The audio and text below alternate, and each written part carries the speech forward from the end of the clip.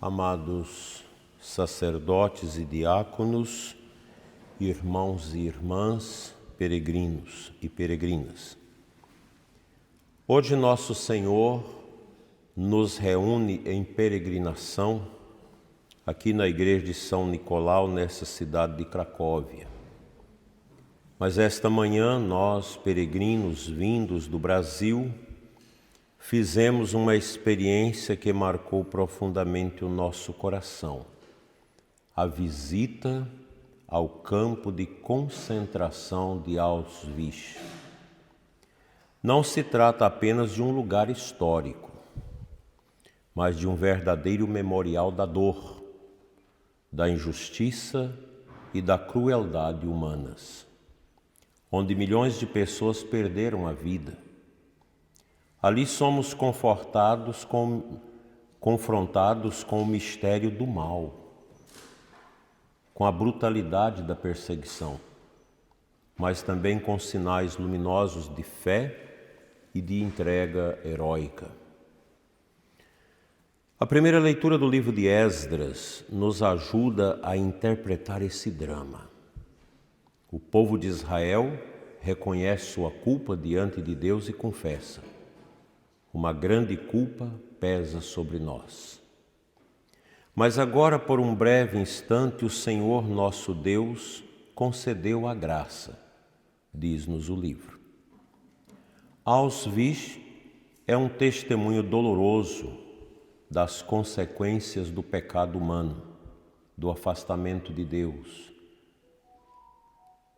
da ideologia que nega a dignidade da pessoa humana criada à imagem de Deus. Contudo, meus irmãos, mesmo nas trevas mais profundas, Deus manteve um resto fiel. Ali entre as barracas, cercas de arame elétrico e câmeras de gás, houve homens e mulheres que conservaram viva a fé, a esperança e o amor. Muitos sacerdotes, religiosas, lideranças da nossa igreja findaram suas vidas ali, mas conservando a fé. O salmo de hoje proclama: bendito seja Deus que vive eternamente. É um grito paradoxal em meio à dor. Como bendizer a Deus diante de Auschwitz? É justamente no aparente silêncio de Deus, como falou o Papa Bento XVI, que o fiel descobre que Ele não nos abandona, mesmo quando tudo parece perdido. Talvez aqui a gente pudesse compreender o mistério do crucificado. O cristão consegue fazer essa bilateralidade, essa união do sofrimento com o mistério da cruz. Ali naquele lugar horroroso de dor, o amor de alguns brilhou como chamas no meio da noite, revelando que nem todo o poder humano consegue calar a dignidade que vem de Deus. O próprio Jesus nos diz que nós não podemos ter medo daqueles que matam o nosso corpo, mas antes temei aquele que pode matar a alma. No Santo Evangelho, Jesus nos fala da missão dos 12. Jesus os envia de mãos vazias, sem recursos humanos, apenas com a autoridade do seu nome para anunciar o reino e curar os enfermos. A igreja sempre viveu assim, nas perseguições, nas pobrezas, confiando unicamente em Cristo. Em Auschwitz, quem poderia imaginar anunciar o reino ali, no meio de tanto sofrimento? E, no entanto, O próprio testemunho dos cristãos perseguidos foi o anúncio silencioso, mas poderoso da vitória de Cristo sobre o ódio. É nesse ponto que recordamos o exemplo de São Maximiliano Maria Kolbe, franciscano conventual polonês, que dirigiu o Cavaleiro da Imaculada, esse boletim que até hoje os frades continuam com ele. Foi preso e levado ao Auschwitz. Ali, diante da condenação de um pai de família ao bunker da fome, Kolbe ofereceu a própria vida em seu lugar. Durante 2 semanas, no subsolo escuro, onde nós pudemos visitar, sem comida e sem água, sustentou os companheiros de cela com oração e cânticos, até entregar sua vida a Cristo no dia 14 de agosto de 1941.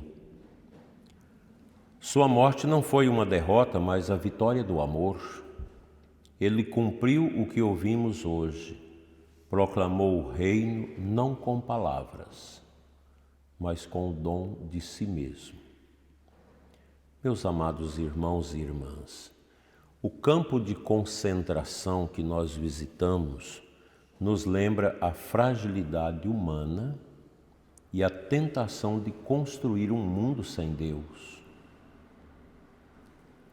Mas também nos lembra que no coração da Igreja a resposta ao mal nunca é o ódio, mas o amor que se doa até o fim, este amor que escorreu da cruz do Calvário. São Maximiliano foi chamado o mártir da caridade, porque mostrou que mesmo nas circunstâncias mais cruéis é possível viver o amor maior. Aqui em Cracóvia, terra de São João Paulo II, que conheceu a tirania nazista e depois a opressão comunista, aprendemos que a fé é força que sustenta os povos. São João Paulo II, ao visitar o Auschwitz em 1979, disse: "Não é possível compreender o século XX sem Auschwitz. Mas também não é possível compreender a força da Igreja sem os santos que ali brotaram." Ali tem muitos santos anônimos, pessoas que nós não lembramos os nomes e que morreram santamente glorificando e louvando a Deus, consumindo suas vidas num profundo holocausto de si mesmo pela fé. Meus irmãos, a liturgia de hoje, unida à experiência desta manhã triste, reflexiva, que causou silêncio, interrogações profundas dentro de todos nós, nos deixa 3 apelos claros. Primeiro, devemos reconhecer a gravidade do pecado. Como Esdras, confessar nossas culpas e compreender que toda injustiça nasce de corações distanciados de Deus. Para cometer os horrores dos campos de concentração, aquelas pessoas desprezaram totalmente Deus. Conta-se que o próprio Hitler teria feito uma comunhão sacrílega para poder ter as forças de Satanás no coração, para evitar a Segunda Guerra Mundial. Auschwitz não é apenas uma tragédia do passado, é um alerta para o nosso presente, para não deixarmos o mal enraizar-se novamente em nossas sociedades. Hoje a gente já vê esses sinais através da Revolução Cultural Marxista, através da cultura woke e de alguns outros movimentos que são brutalmente contrários aos valores do Evangelho, aos valores da família, aos valores da liberdade, aos valores cristãos. Segundo ponto, confiar em Deus nas provações. Como o Salmo nos ensina bendizer o Senhor mesmo em meio à dor, crendo na sua misericórdia que nunca falha. A confiança em Deus. Imagina São Maximiliano ali com mais 3 homens dentro daquele quadradozinho, entrado por aquela porta baixa, na escuridão, sem comida, sem água, vivendo um desespero, e ele confortando os que estavam com ele. Certamente muitas coisas bonitas aconteceram ali, pessoas que confessaram naquela situação para não perder as suas almas. O terceiro ponto, anunciar o reino de Deus pelo amor.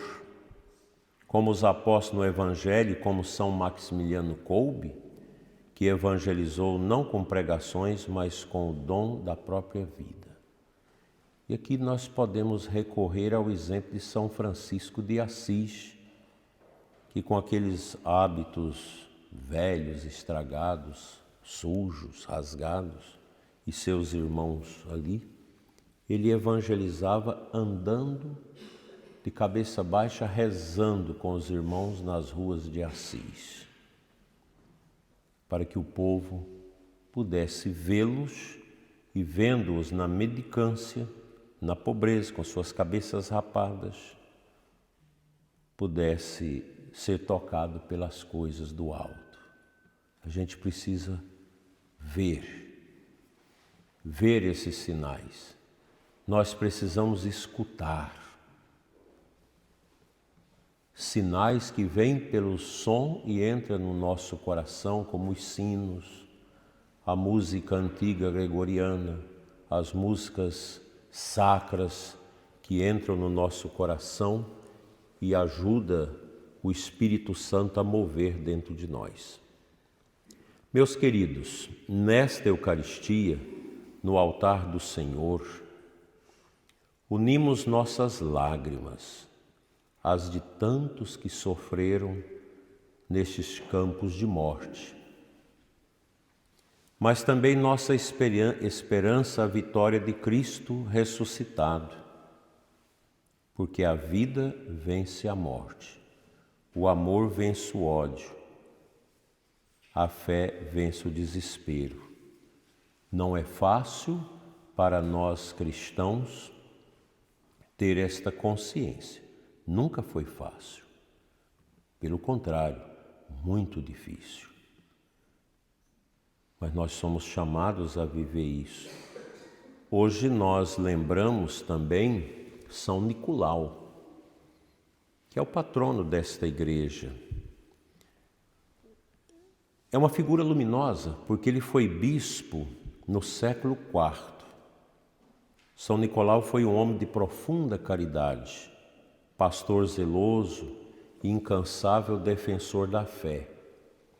É conhecido em todo o mundo pelo gesto de amor aos pobres,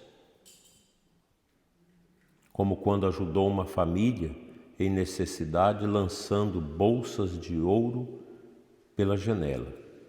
Mas também foi firme contra as heresias, defendendo a verdadeira fé em Jesus Cristo no Concílio de Nicéia, no ano 325.